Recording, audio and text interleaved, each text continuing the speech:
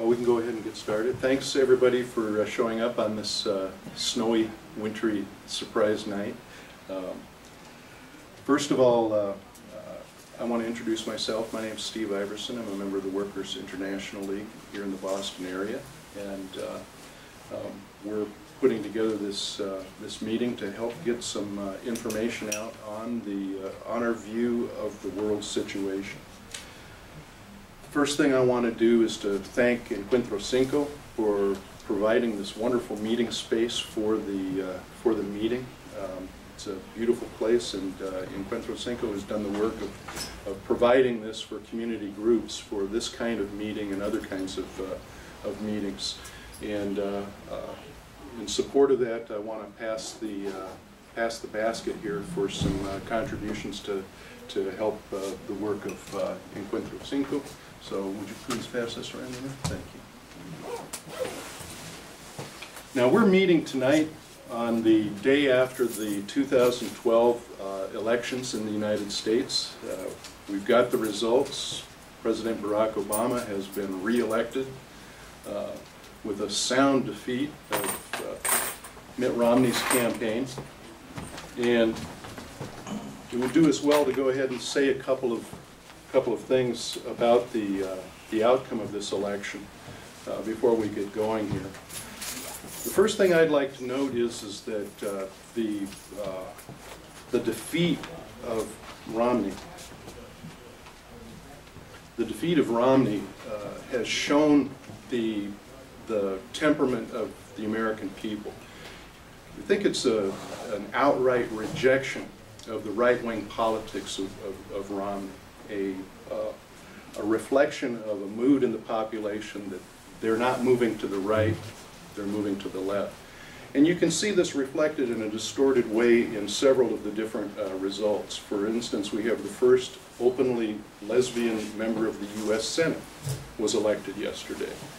In New Hampshire, I think all of the major elected positions went to women. We see the elimination for the first time in U.S. history since the Marijuana Tax Act was passed by Congress back in the 30s. Prohibition against marijuana was lifted by the voters in the state of Colorado and also in the state of Washington. So these kind of things are going on, give us a picture of the electorate that gives us an idea that there is still a leftward motion inside of American society.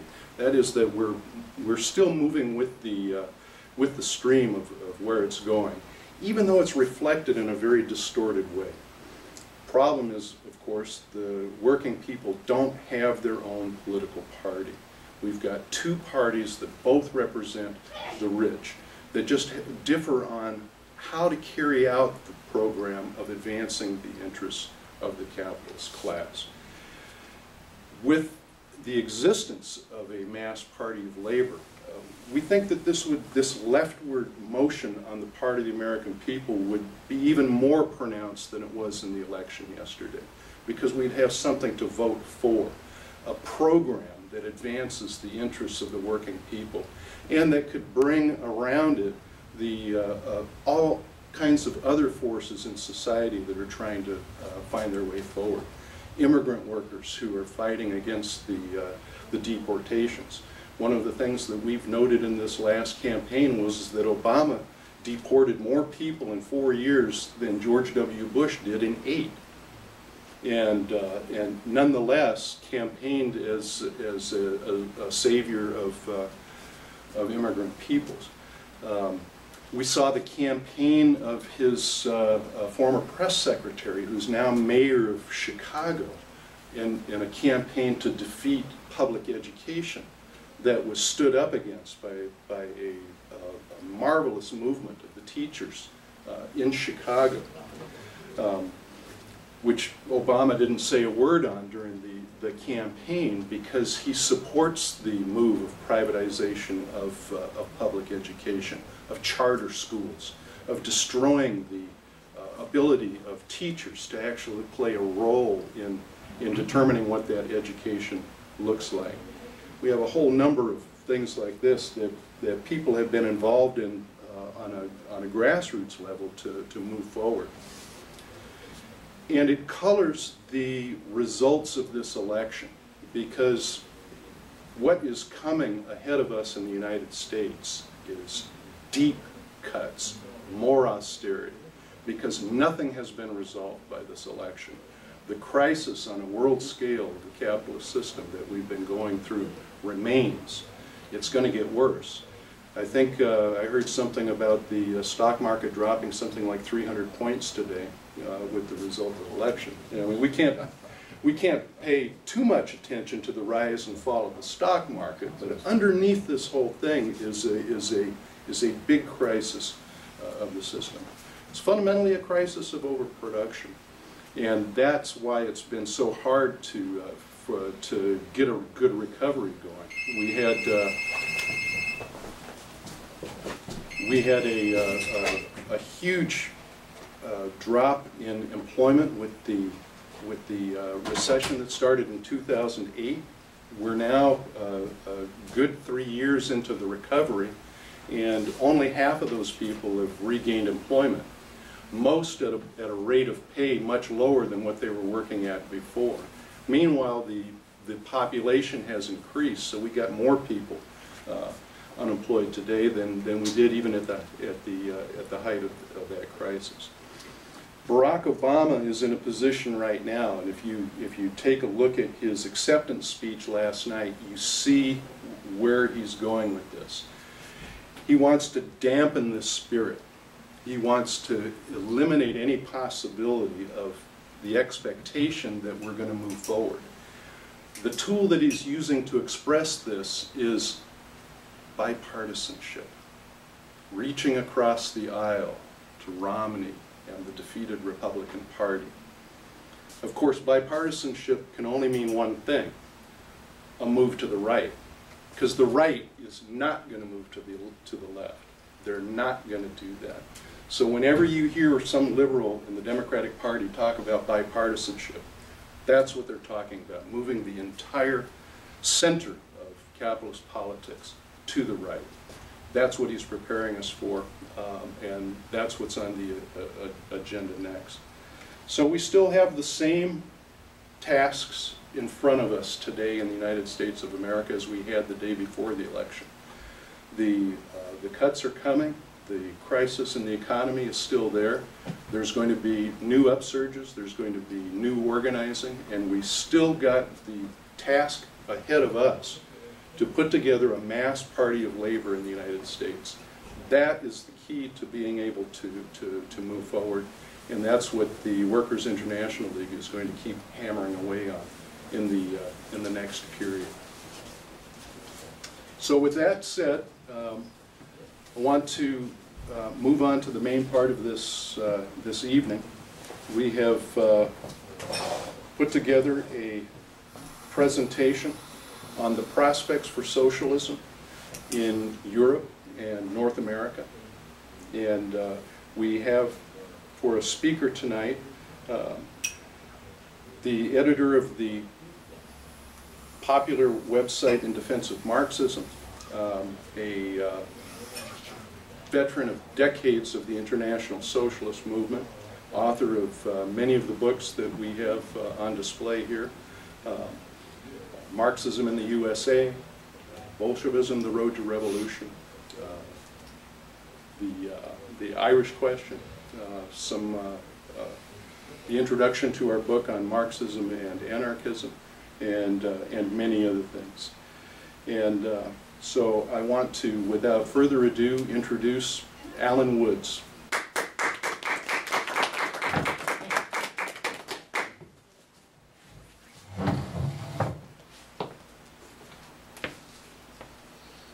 Well, this meeting is taking place at a very auspicious time. Today is the anniversary of the greatest event in human history. The 7th of November 1917, in Russia, millions of ordinary men and women, not cadres, not educated people, ordinary men and women overthrew the mighty force of Tsarist Russia, and at least began the task. At least they had that merit. At least they began the task of the socialist transformation of society. Now, I am aware of the fact that it's not fashionable nowadays to praise the Russian Revolution. Since the collapse of the Soviet Union, there's been a deafening chorus of people who argue that it was all wrong, it could not succeed, and that basically it should never have taken place. One of these guys, Professor Eric Hobsbawm, recently, a so-called Marxist, actually said that the whole experience of the Russian Revolution was one gigantic mistake. Well, I beg to differ. You know, 20 years ago, when the USSR collapsed, and by the way, what collapsed in Russia was not socialism in any sense that would have been recognized by Marx or Lenin or by ourselves. What failed in the Soviet Union, and it did fail and it had to fail, was in any event a bureaucratic and totalitarian caricature of socialism. But you see, I've got a long memory. I remember distinctly what was said 20 years ago. At that time, the capitalist class and their apologists were euphoric. Could you pass me maybe 10 minutes? Going now. Yeah. They were euphoric. They spoke about the death of socialism, the end of communism. One of these guys, Francis Fukuyama, actually spoke about the end of history. I don't know what we're supposed to be living in now, but partly it's not history. I scratch my head sometimes in bewilderment when I read these guys. The end of history, if you please. Yes, you see, and at that time, what did they promise us? They promised us a world, you could read the stuff yourself, but please go back and read what they wrote 20 years ago. A world of peace. That's right, of peace. The Economist actually spoke about a peace dividend. In other words, with the end of the Cold War, countries like the USA, instead of spending, how much do they spend on arms now? It's 800 billion, isn't it, per year? A staggering amount of money. Just that money alone, if it was spent for productive purposes, if it was spent for the benefit of the human race, would be sufficient in and of itself to solve most of the problems facing humanity. Peace, they said. Well, look, 20 years later, there is war after war after war. They're just preparing another little war now in relation to Iran. If you read Mr. Netanyahu's latest speech, billions is being, more than ever money is being thrown down the drain, particularly in this country. Money which ought to be used to look no further to help the poor people of New York. I've just come from New York. And it really it beggars description how the wealthiest country in the world, the country with the most technological and scientific development, is not capable of providing even elementary assistance to tens of thousands of families who are shivering in the cold. I dread to think it's very cold now. Imagine a family with young kids, with children, with babies, shivering in the cold and the dark. In the US of A, in the year of our Lord 2012, it is staggering.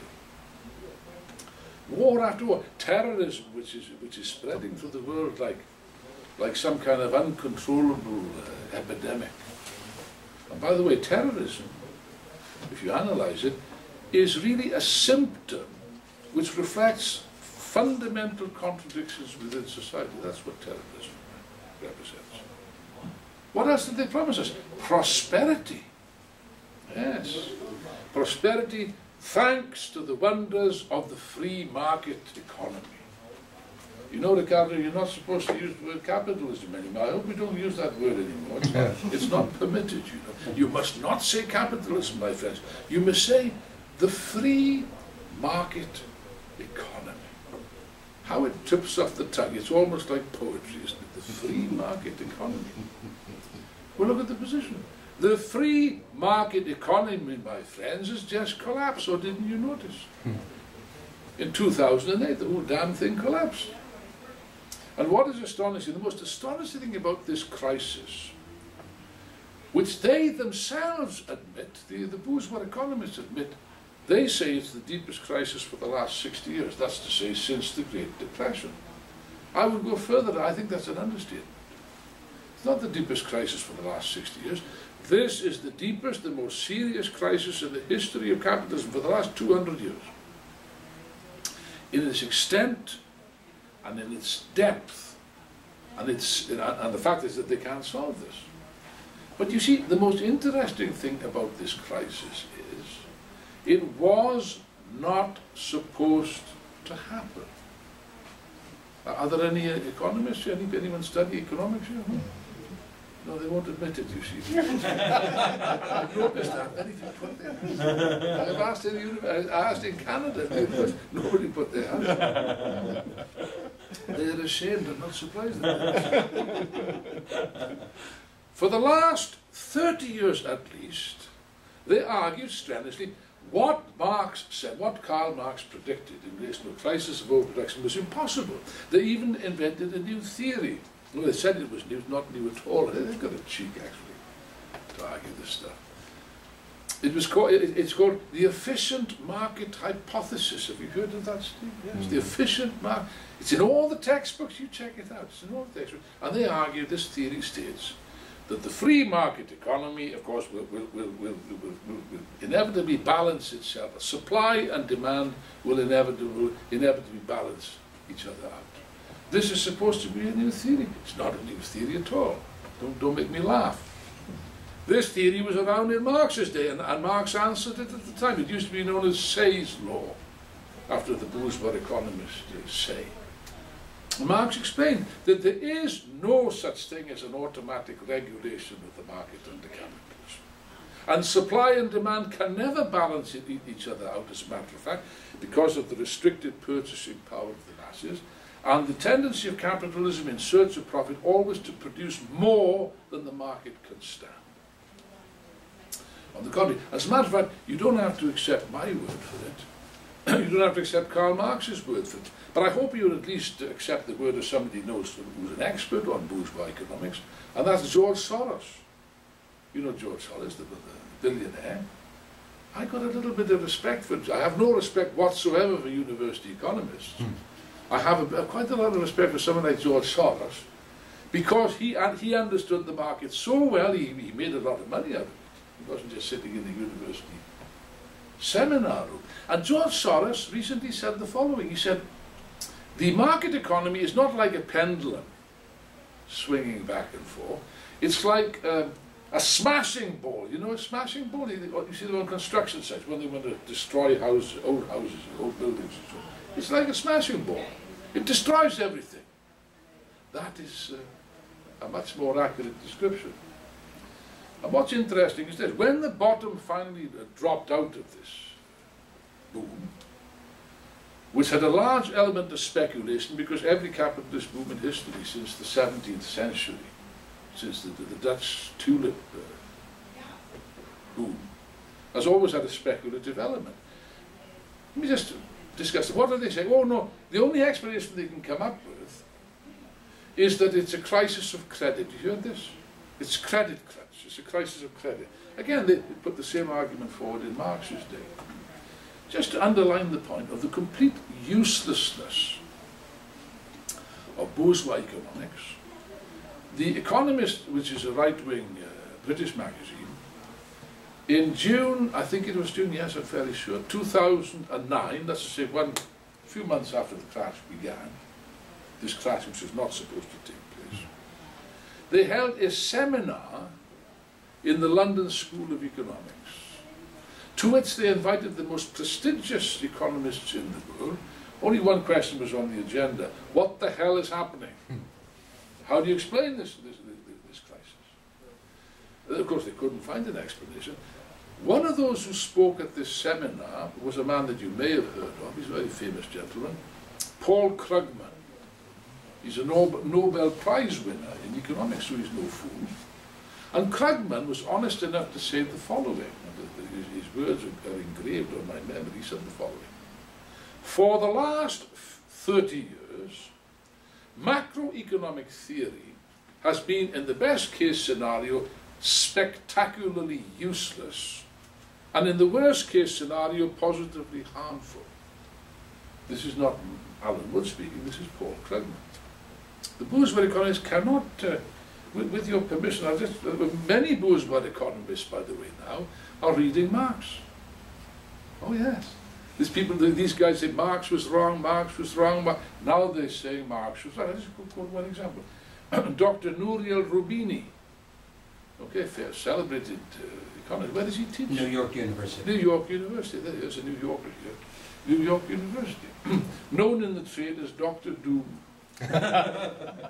Only because the poor man actually predicted this crisis, one of the very few that did. He was a smart economist, bourgeois. He said the following, and he was interviewed. The interview was organized by the Wall Street Journal. You can see this in, please look it up, in case you think I'm making this up. You can see it on YouTube. It's a great interview. Have a look at the interview. And in the course of this interview, he said the following. Karl Marx got it right. Okay? At some point, capitalism can destroy itself, said Roubini. We thought markets worked. They are not working. This is Roubini. He said a lot of other things, but check out the interview. That's an indication that they can't expect. And the argument that it's a credit crisis, it doesn't bear the slightest examination. Marx answered this a long time ago. You see, what they never asked themselves is the question, what is credit? They don't answer this question. You know, and all that credit is, Marx explained, is a way in which the capitalist can expand the market, can expand demand artificially in the short term, only at the cost of fatally undermining demand in the long term. I think you know what I'm talking about? No? Let's have a practical demonstration. There we are. What's this? What is that? Anyone say what that is? Credit card. No, it's not a credit card. It's a piece of plastic. It's a piece of, I'm telling you, it's a piece of plastic. Yeah, but it's a magic piece of plastic, you see. With this piece of plastic, you don't need money. You know, you can buy a car, and you can buy a holiday in the south of France, and you could even have, maybe buy a house. No money is required. It's wonderful. It's great. Yes, but there's only one little problem with this. Can you see what the problem is? No. You've got to pay it back. And you've got to pay it back at interest, although the interest rate is pretty low. This means that, and by the way, there's been a colossal expanse of credit over the last 20 or 30 years, particularly in the States, but not only in the States, in Europe, they were all up to the same trick. I mean, when I was a young man, when I was young and thin and handsome, which I was about 1 million years ago, a bank manager was a bank manager. He was a serious man, you know. He always wore a charcoal grey suit and tie, you know, horn and spectacles. And if you wanted to borrow, say, £100, as when I was young, that was a lot of money. He'd call you into his office and he would subject you to a police interrogation for an hour, and then he'd say no. That's a bank manager, that's a serious bank manager. For the last 20 or 30 years, the banks have been deliberately pumping up credit to an absolutely unseen degree. You know, to give you a case in point, take a poor black gentleman in Alabama sitting in the porch of his house, and this guy with a sharp suit comes up and says, hey, you want to buy a house? I want to buy my house, I haven't got any money. Oh, it doesn't matter, my friend. We'll lend you the money. In fact, we'll pay you to take out a loan. You can have a nice holiday with it. What's this man supposed to say? Of course he's going to say yes. Now, this is not a joke that I'm saying. This is not an anecdote. There were millions of cases like that in the United States of America over the last 30 years. And they knew perfectly, the banks knew that they were piling up debts which should never be paid. Now, piling up debts, you'd think the banks would be worried. If I piled up a lot of debts, I'd certainly be worried.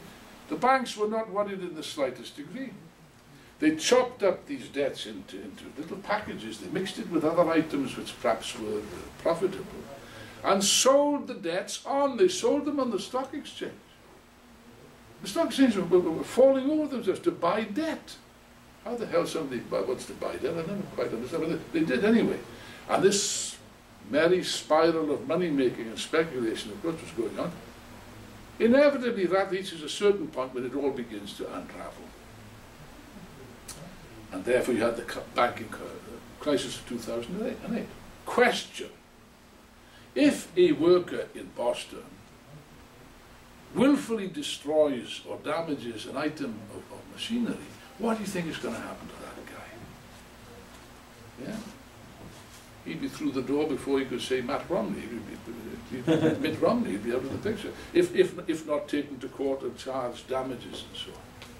But, of course, the bankers who just destroyed the whole fabric of the world financial system, how many of them have gone to jail? How many of them have been sacked? Nobody. On the contrary, and get a load of this, you know. For 30 or 40 or 50 years, what were they arguing, particularly since the collapse of the Soviet Union? No, state must not intervene in the economy. State has got no role in the economic life. The government must stay out of the economy, right? They repeated this like a mantra.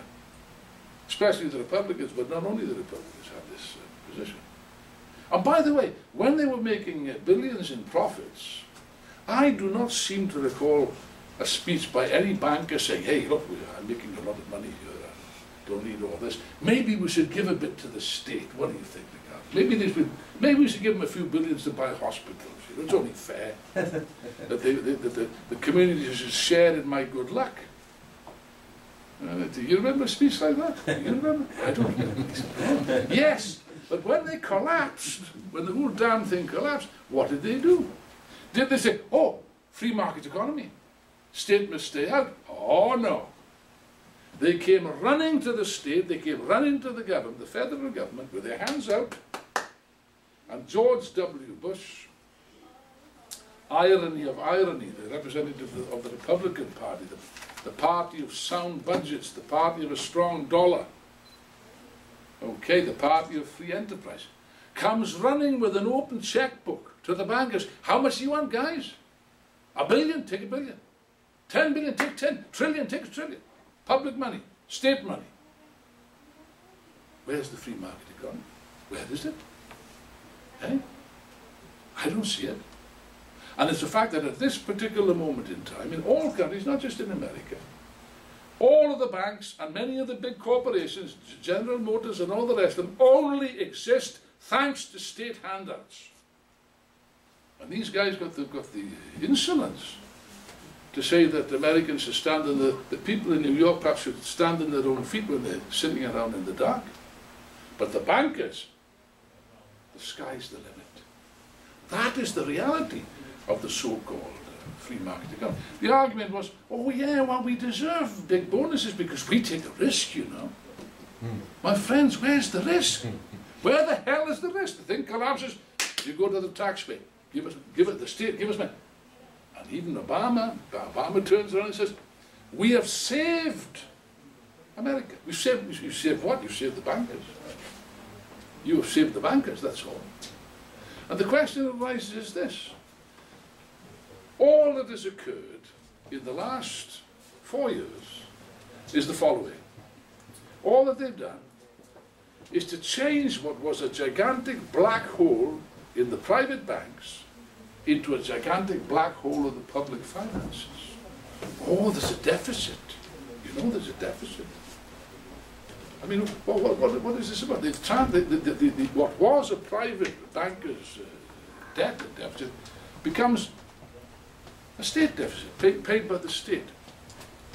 But you know there's a little problem here. There's always a little problem. Can you not see what the problem is? You don't see what the problem is? It's not rocket science, it's not difficult. The state has not got any money. The state has not got a bean. Okay? And yet they've forked out this money. Question. Who pays? Who pays for this? I think you know the answer. And it is something one should think about. Think about this carefully. You know? So if the workers of Boston or New York, if people want houses or hospitals or clinics, or schools, or universities, what are they saying? All of them.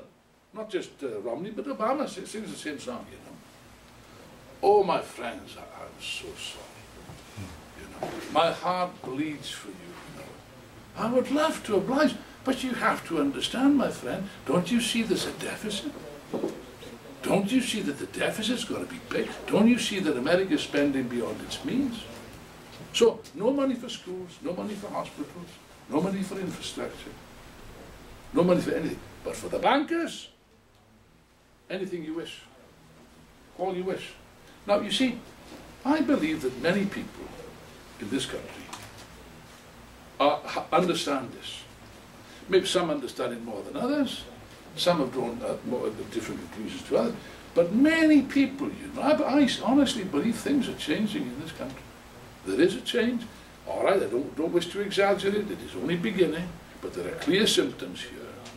At the very least, shall we say, at the very least, in the United States of America, there is a questioning of this system which was not there before.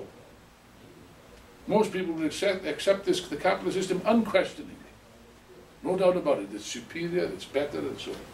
I think an increasing number of people have drawn the conclusion something is wrong, something ain't right. And this, by the way, it's not a minor thing, it's not a temporary crisis. Many people think, oh, this crisis is going to pass, we've had crisis before, it can be fixed. It cannot be fixed as easy as that. And the serious commentators, what I would call the strategists of capital, have drawn some very serious conclusions from this.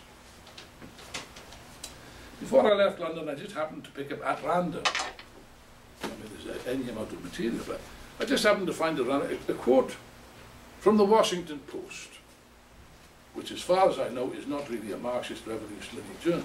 In these ways I've not been informed of it. By a chap called Robert J. Samuelson, published on October the 8th. He says the following.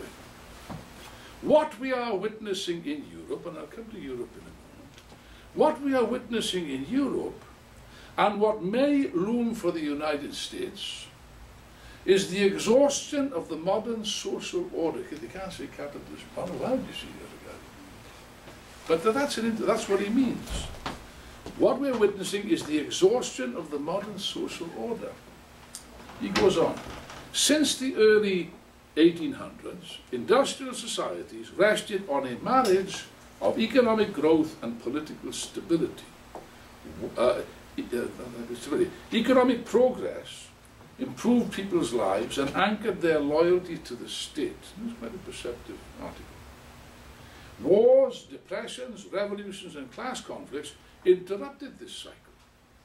But over time, prosperity fostered stable democracies in the United States, Europe, and parts of Asia. The present economic crisis might reverse this virtuous process. Slower economic expansion would feed political instability and vice versa.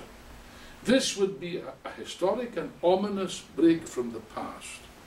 It is this spectre that hovers over the US election and the entire developed world. Very interesting. That's a very perceptive statement. And he goes on, he refers to Europe. I will deal with Europe in a moment. That's the main crux of the lead-off. But he says the following. What's happening in America is different in degree from Europe, but not in kind. You understand? What's happening in America is different. You haven't yet caught up with Greece, but you're getting there. That's what he means. It's different in degree, but not in kind, from what's occurring in Europe. Stalled economic growth there in Europe is straining the political system's ability to meet all expectations. People take to the streets. Extremist parties expand. To avoid Europe's fate, we should reduce people's claims on the system. Good God. We should reduce people's claims on the system and strive for faster economic growth. Amen. That's the lesson. If we ignore it, history may slip into reverse. So that you better believe it. These guys are seriously concerned. Now, I won't repeat the words that Steve gave in relation to these elections. Just to say this. No matter who's going to win these elections, they'll be in the same mess. And I'll say this. You know, when you talk about a deficit, and everyone's talking about the deficit in Europe, the crisis of the Eurozone, well, let's give the figures. What is what's the scale of the deficit? Because they all have this deficit, they all have the same problem, and it's from the same cause. In Europe, the deficit, the public debt of the Eurozone is, if I remember correctly, 87% of gross domestic product. That's a lot. 87% of all the wealth that's created by Germany, by France, is debt. That's a serious question. And it poses a question mark on the future of the euro. So if you've got any euros, I'd get rid of them as soon as possible. The question is, what do you buy, Steve? I'm not too sure of the dollar either. Anyway, 87% is debt in Europe. But in the States, it's over 100%. Oh, and by the way, in Japan, it's 239%. Nobody ever says that. I mean, that's staggering. Japan is slowing down. This is a very serious situation. And I repeat the question, who pays for this debt? Okay, the bankers caused it, but who pays? It's not the first time that this question has been posed, you know. I'm very pleased to be in the home of the American Revolution. Yeah? 1776, no, it was very marvellous. I mean, one of my great heroes lived here, Sam Adams. A man that's not really properly appreciated. He's kind of sidelined in comparison with George Washington, who's not a person that I greatly admire, but that's another matter. You know, but the French Revolution started in just the same way. You know, the French monarchy spent a lot of money on wars to undermine the British, in America included, and Canada, and so they lost a lot of money. So King Louis XVI had a huge debt. Question, who pays? Finally gets together the church, who had a lot of money, the aristocrats, who had even more, and the rest. The third estate, as it was known. The nobility said, well, we ain't going to pay. The rich people, we're not going to pay. The church said, we're not going to pay. That's how the French Revolution started, my friend. You see, you've got to understand the nature of history, and this is a serious matter. What is occurring now is a very, very serious matter. No matter who won these elections in the States, they'd be faced with the same problems. And by the way, the level of inequality in the States, everywhere there's huge inequality. In America, it's staggering. The Economist, the same right-wing magazine, they're worried about this, because that too is penetrating people's consciousness. You have the Occupy movement in the States, which is important as a symptom. I mean, it has deficiencies, it has limitations, but who can deny that it's important? Had this marvelous slogan, I wish I'd have thought of that. We are the 99%. That's a marvelous slogan. Yes, because the 1%, it's astonishing. Since 1980 in this country, the share of the national income of America by the top 1% has doubled from 5%, from 10% to 20%. What am I talking about? And the small, even the richest layer of 0.01%, it's gone up 5 times, from 1% to 5%. And this inequality is continuing in the middle of the crisis. The bankers say, thank you very much for the money of the public, and put it in their pockets in the form of bonuses, while ordinary people's income is going down. Therefore, you can bet your bottom dollar that in American society, at the very least in American society, there's the beginning of a change and a beginning of a ferment, which will go further. There is a burning anger beneath the surface of this country. You better believe it. But of course, at this moment in time, everybody's attention is on Europe. Europe now is at the center of the world economic crisis, and I would argue at the center of the world revolutionary process. It's moved, in a way, it's moved from South America. In the last few years, it's back to Europe again, where there's a very serious crisis in it. I don't think, even you yourselves, obviously you're politically educated people, I don't believe most people in the States really understand how bad things are in Europe. I'm thinking specifically of Greece. Greece, of course, is the sick man of Europe, but don't you see that it's all tied together? The first question I would ask is this: how does it come about that a tiny little country, because Greece is very small, on the fringes of Europe can cause such a crisis. Surely it's possible to solve these questions. As a matter of fact, the Americans, Obama and the others, are constantly, you okay with it? Yeah. Are constantly ringing up the Europeans, you know. You guys, you've got to do something. Do something, fix the euro, do. And the reason that the Americans are so concerned is that if the euro goes down, the dollar is going to follow, America is going to follow. You see, my friends, if it were not for the fact that everyone now is talking about Europe and the crisis of the euro, if that weren't the case, everyone now will be talking about the crisis of the USA. Because you've got a bigger deficit than the Europeans, you better believe it. Because people don't like to talk about it. It's like some unpleasant, unmentionable social disease, you know. But it's there and it ain't going to go away. And it's going to hit this administration. I think that's why Obama's saying, well, we must all be together in this year. He wants to make sure if he's going to go down, they'll all go down. This crisis, and once the euro goes down, it will drag America with it. Which is why the Americans are constantly saying, do something, solve this, fix this. And the Europeans turn around, the Germans in the first instance, and they say, yeah, do what? Do what? How are you supposed to? They haven't got the faintest idea how to fix the crisis. Not the faintest idea. Look, how many summits have they had in Europe, the top Europeans, over the last 2 years? I've lost count. 20 maybe, I don't know. And each summit, they all get together, Merkel and all the others get together. Each summit is put forward as the decisive summit which is going to fix the euro, and this is it, this is make your mind up time and so on. And they meet and they discuss and they come across with some kind of solution, whatever. Stock exchange rises for a few days or a few weeks and then it collapses again. And you're back to square one. I was quite amused. There was an article in the British right-wing paper in June. Yes, that was one big summit they had in June. It was the Daily Mail, yes. And it said, well, for once, it said, for once, the summit in Brussels did not disappoint. They didn't promise to do anything, and they did just that. but all this, they don't know, they haven't got the faintest idea how to solve. The only one thing which they all agree upon, there must be a cut in living standards. That they agree on. Cut the living standards of the workers. Cut the living standards of the old age pensioners. Cut the living standards of the unemployed. Cut the living standards of single parents and so on. Cut the living standards of the students. They all agree on this. Of course, that doesn't work either.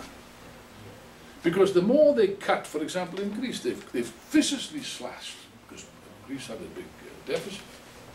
They've viciously slashed living standards in Greece. It's just not, I mean, I repeat, you do not understand what this is about.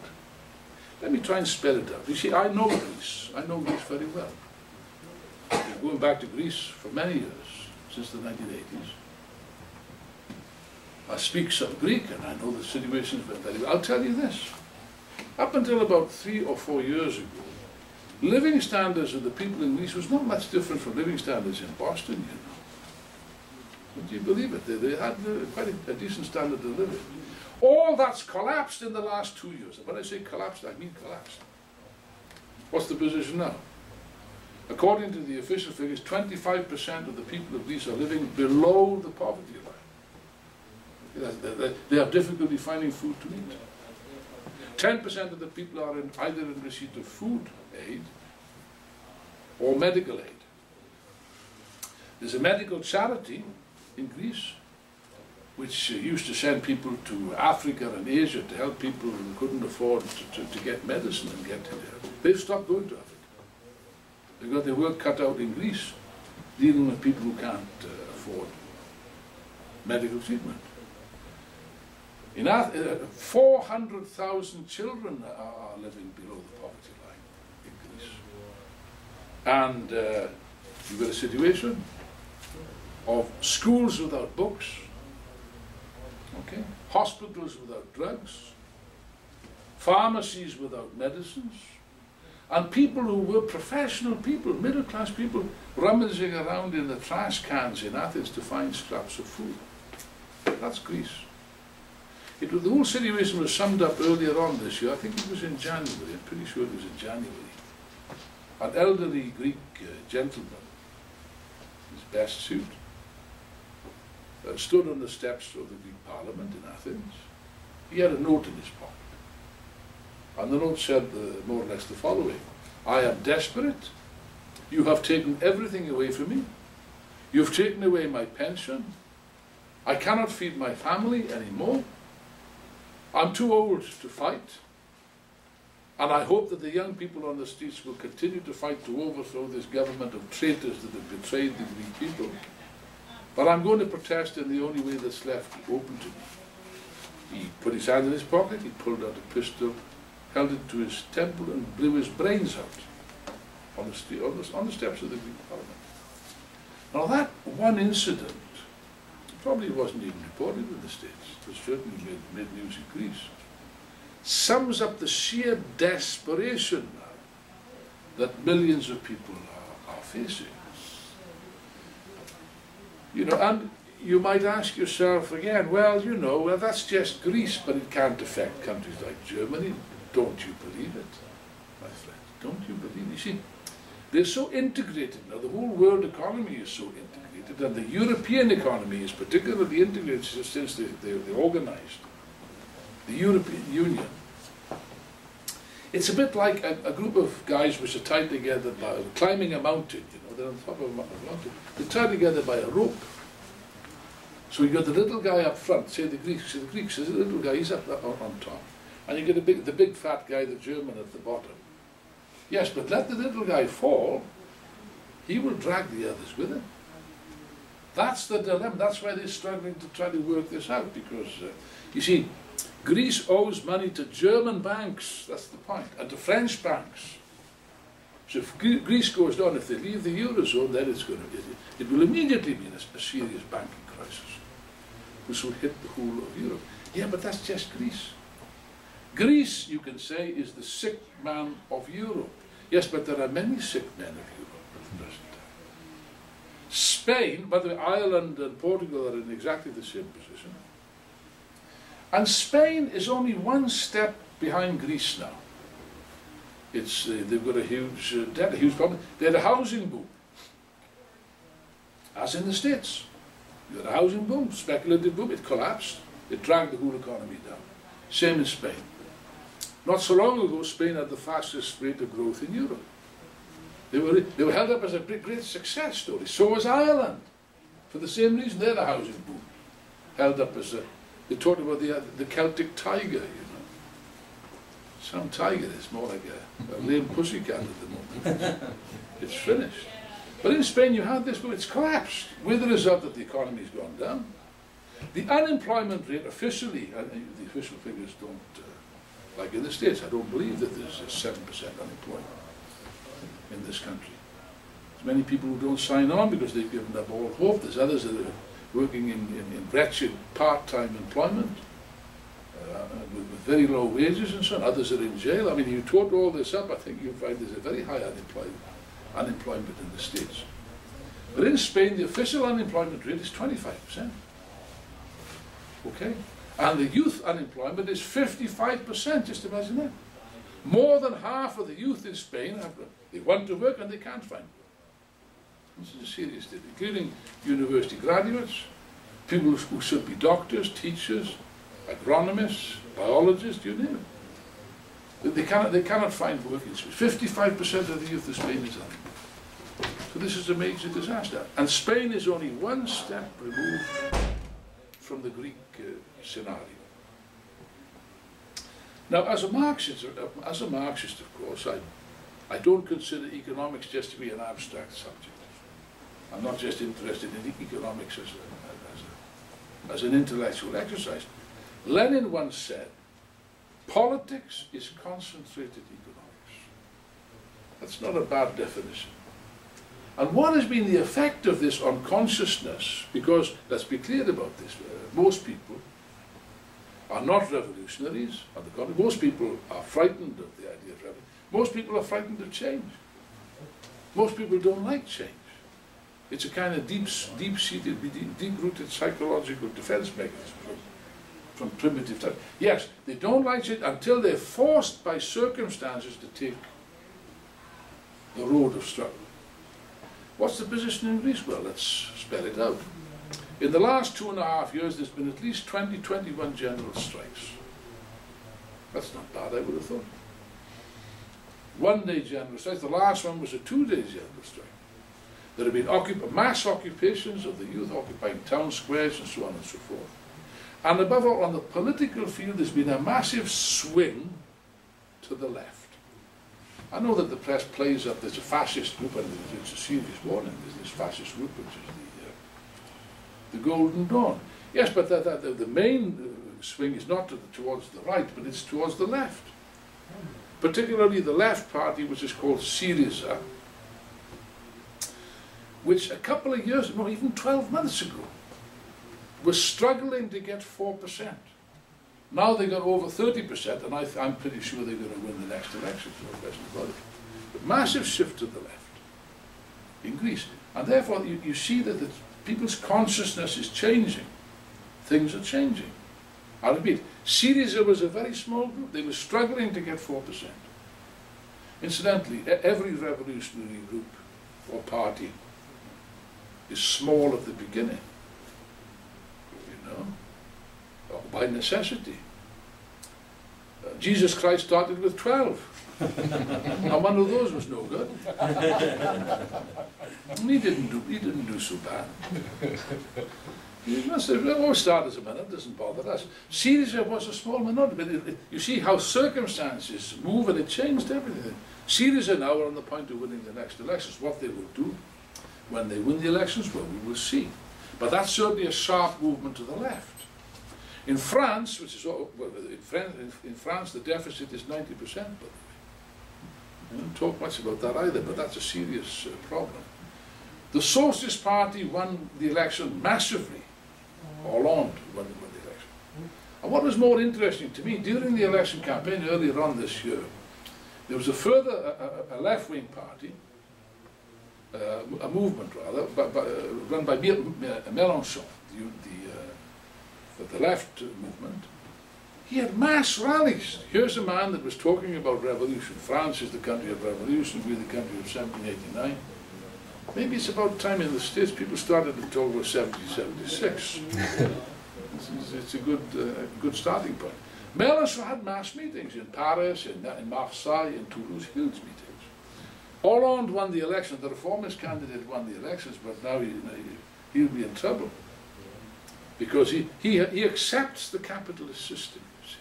That's the problem, isn't it? If you accept the capitalist system, I mean, I was in a very nice party last night watching the election results, and full of wonderful young people rooting for Obama. I understand that, you know. Above all, it was a hostility towards Romney and the Republicans and so on. But the question is this.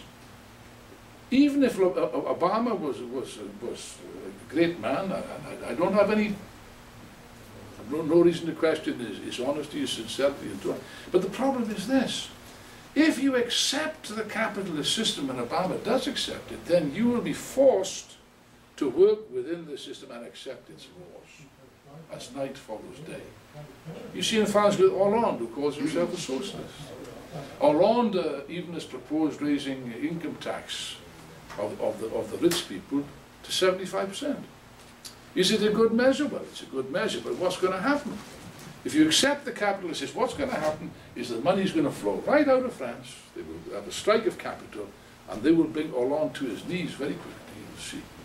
In other words, if you say A, you've got to say B, C, and D. If you accept the capitalist system, you must accept the laws of the capitalist system. This is very, very clear.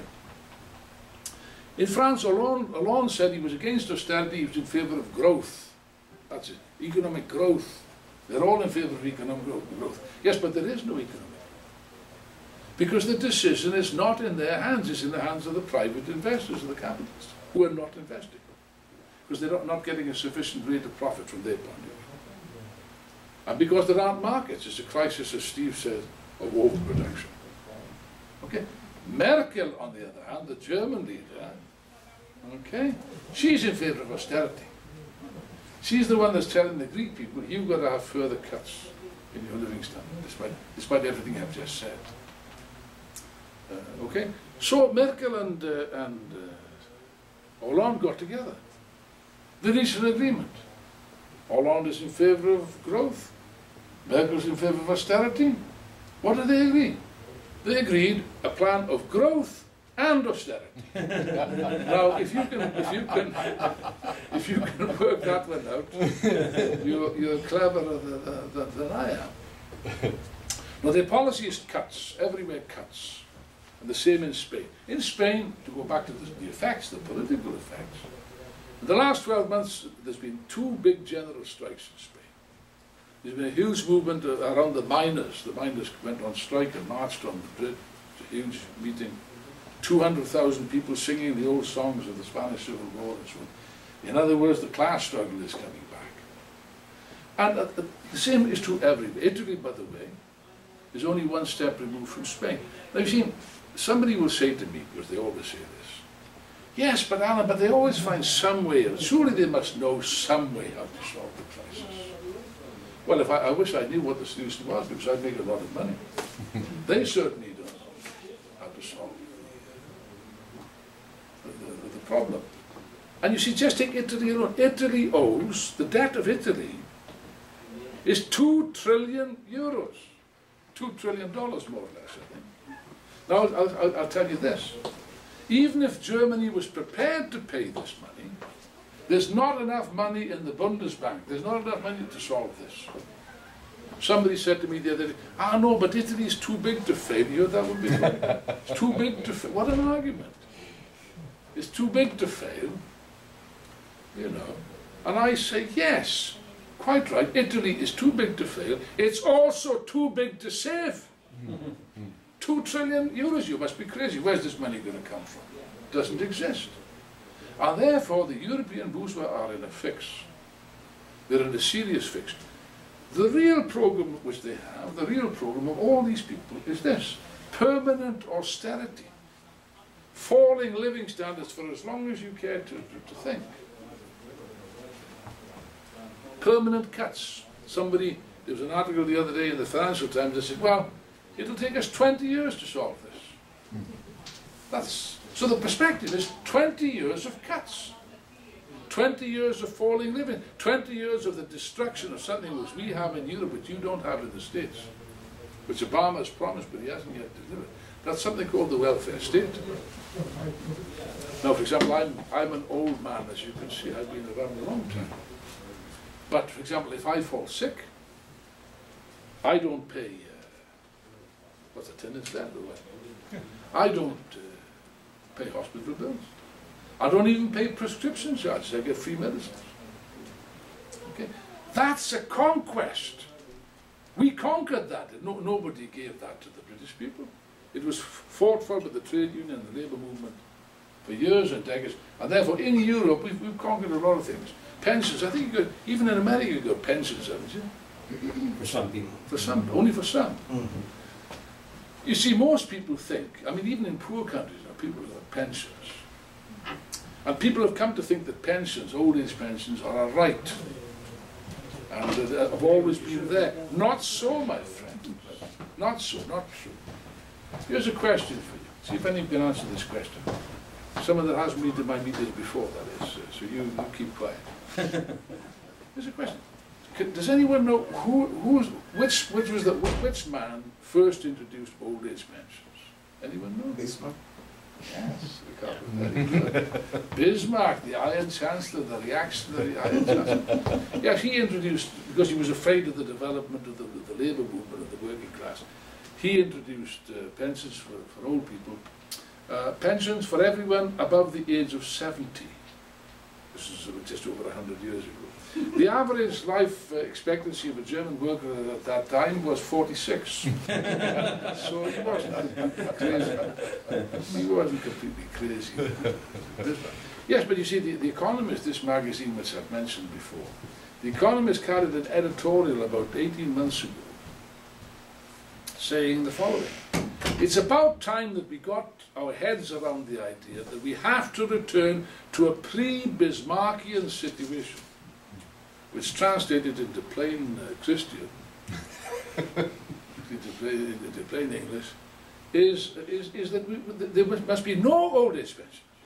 None. You work till you drop. You work till you die. That's the real problem. Why? We can't afford it, my friend. Don't you understand we can't afford it anymore? In other words, there was a time when capitalism in Europe, for example, because of the economic boom after the Second World War, the capitalists could give reforms, and they gave some, well, that's not true. They never gave anything, but they were forced to give certain concessions because of the strength of the labour movement.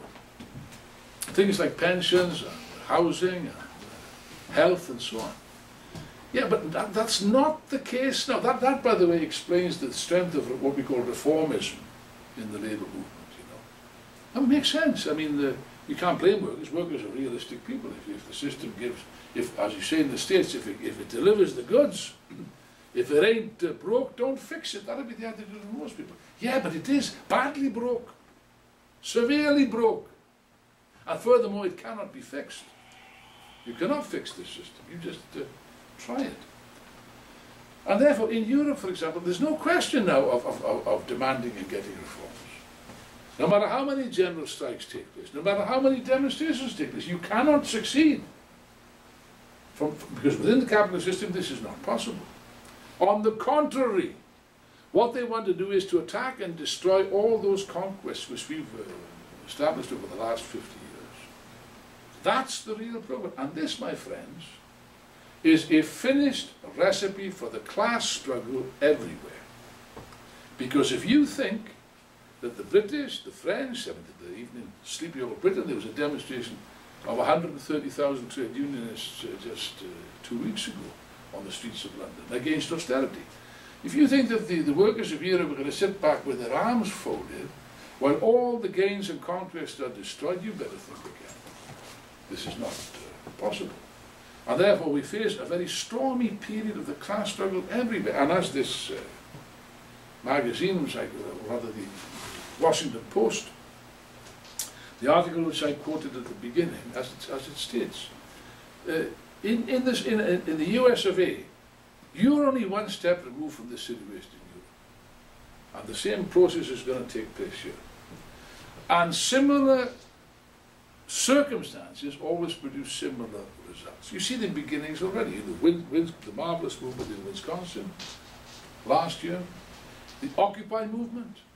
Okay, these are symptoms that already the mentality of people in the States has changed. It doesn't surprise me. I mean, in the past, not so long ago, I think, many ordinary Americans would think, well, the American dream. Well, if I work hard, really hard, and I'm dedicated to my job, and so on and so forth, then I can get on, and I can have a better life, and my kids can have a better life. This is no longer true. If it was ever true, it's certainly not true now. On the contrary, this is the first generation of American youth, which cannot expect a better living standard than their parents. On the contrary, they can expect a worse living standard than their parents. And therefore the question is raised that you have to fight. I say to the youth of America, you have to fight. If you don't fight, they're going to trample all over you, and they will crush you, and you will deserve it for them. You've got to fight. But that's not enough, is it? It isn't enough. You have to fight scientifically. You have to fight with a correct program, with correct ideas. And it's my contention, and I will rest my case at that point, it's my contention that the only really scientific programs, really scientific ideas, are the ideas of Marxism, of scientific socialism. I believe that those ideas will develop, will grow, will get a better audience. I know there's a lot of prejudices. People think, oh no, that's communism, this is dictatorship. I say nonsense. Marxism it doesn't stand for dictatorship. The dictatorship you got now, don't you understand? You're living under a dictatorship now. The dictatorship of the big banks, they decide what happens. The destiny of millions of Americans is not determined by who wins the elections, as a matter of fact. It's determined by a tiny group of individuals in Wall Street, in a gigantic casino, on the basis purely of the profits of the field. Is this an accept? People say to me, oh, there's no alternative. That's an insult to the human race. I consider that's an insult to humanity. You telling me that in the 21st century, the human race cannot think of a better system than this to run its affairs? Run like a gigantic casino by a bunch of crooks, because that's what they are. No, I say no. There is a better way.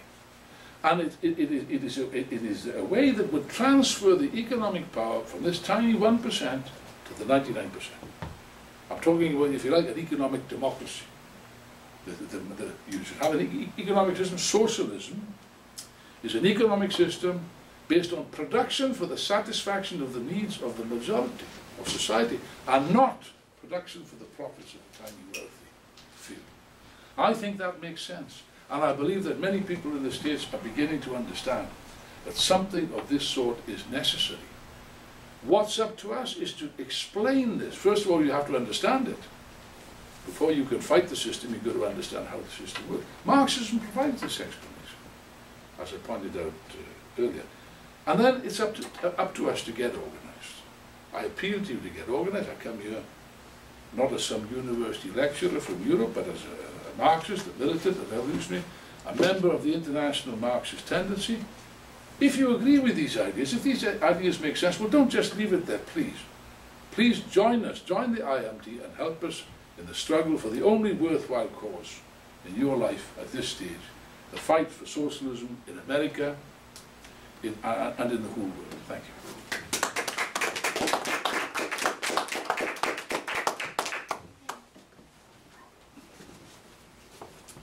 We have tried to leave plenty of time here for people to offer comments, ask questions. So I'm going to open up the floor at this time.